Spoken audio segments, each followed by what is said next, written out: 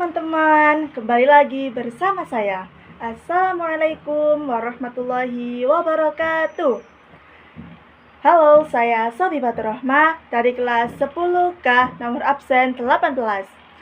Di dalam video kali ini, kita akan bahas khalifah yang kedua, yakni Umar bin Khattab. Proses pemilihan Umar bin Khattab. Pada tahun 634 Masehi, ketika masa Khalifah Abu Bakar, ia mengumpulkan para sahabat-sahabat terkemuka untuk membahas usulan Abu Bakar mengenai pengganti dirinya, yakni Umar bin Khattab. Pada awal masa pemilihan, ada beberapa orang yang tidak setuju atas saran Abu Bakar. Salah satunya adalah Tolha.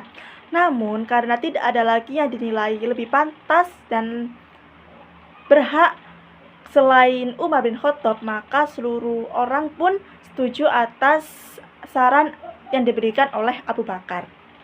Kemudian setelah semua setuju, Abu Bakar pun memanggil Utsman bin Affan untuk berwasiat, dan di mana bunyi wasiatnya adalah Bismillahirrahmanirrahim.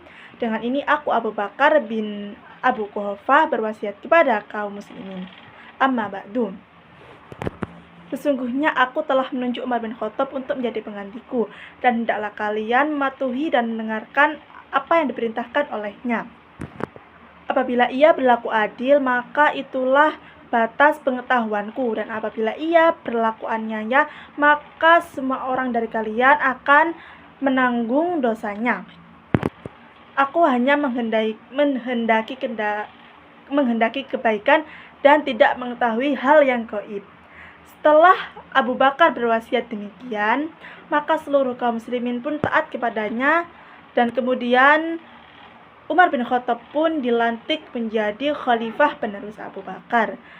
Setelah dilantik, ia berpidato, yang mana isi pidatonya adalah Umar bin Khattab berasal dari Bani Adi, yakni Bani yang memiliki martabat tinggi di kalangan bangsa Arab. Umar merupakan anak dari seorang ayah yang bernama Khattab bin Nufail dan ibu Hantamah binti Hisham. Usia Umar lebih muda 13 tahun daripada usia Rasulullah SAW.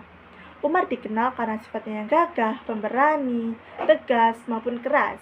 Hal ini karena didikan orang tuanya yang mendidiknya dengan penuh kedisiplinan, sehingga ia meniru sifat orang tuanya. Umar juga dikenal karena tutur bahasanya yang halus serta fasih dalam berbicara. Rasulullah tahu akan kegigihan Umar, sehingga ia pernah berdoa, "Ya Allah, kuatkanlah agama Islam dengan adanya Umar bin Khattab." Dan alhamdulillahnya Allah Subhanahu wa taala mengabulkan doa Rasulullah. Ketika Umar bergabung ke dalam agama Islam di tahun 616 Masehi, kaum Quraisy sangat terpukul dan sedih. Kemudian Rasulullah memberikan gelar kepada Umar, yakni Al-Faruq, yang artinya pembeda antara yang hak dan yang batil. Ya, saudara, aku hanyalah salah seorang dari kalian. Kalau tidak karena segan menolak tawaran dari Khalifah Abu Bakar, aku enggan memikul tanggung jawab ini. Ya Allah, kini sungguh lunak, keras, dan kasar, maka lunakkanlah hatiku. Dan ya Allah, aku ini hamba yang sangat lemah, maka berilah aku kekuatan. Ya Allah, kini kikir, dan berikanlah aku hati yang dermawan. Dengan demikian, Umar bin Khattab pun resmi menjadi khalifah pada tanggal 22 Jumadil Tsani tahun 13 Hijriah. Kebijakan dan strategi Umar bin Khattab. Pada saat ia selesai dipilih menjadi khalifah, ia melanjutkan perjuangan Abu Bakar, yakni dengan cara perluasan wilayah dakwah Islam.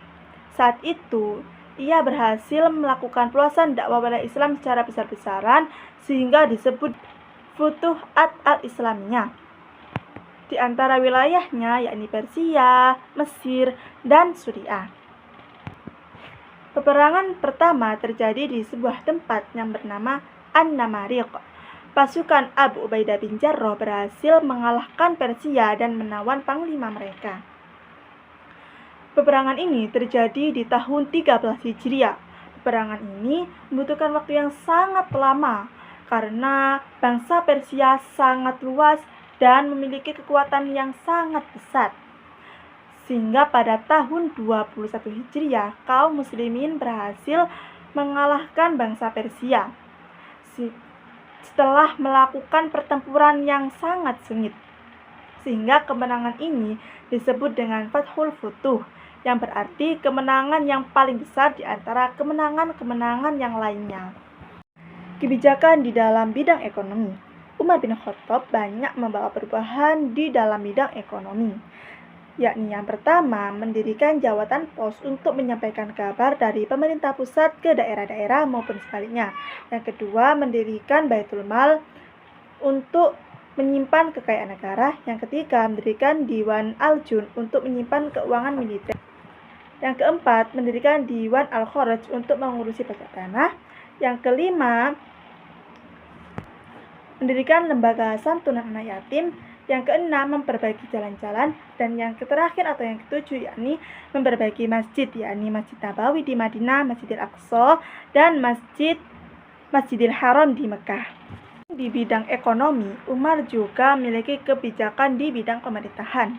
Pada masa pemerintahan Umar bin Khattab, negara merasa aman, damai, serta makmur. Beberapa kebijakan Umar bin Khattab yakni antara lain, yang pertama, meluaskan wilayah dakwah Islam. Yang kedua, membagi wilayah Islam menjadi beberapa provinsi. Yang ketiga, menetapkan kalender Hijriah, yakni tanggal 1 Hijriah sebagai tahun baru.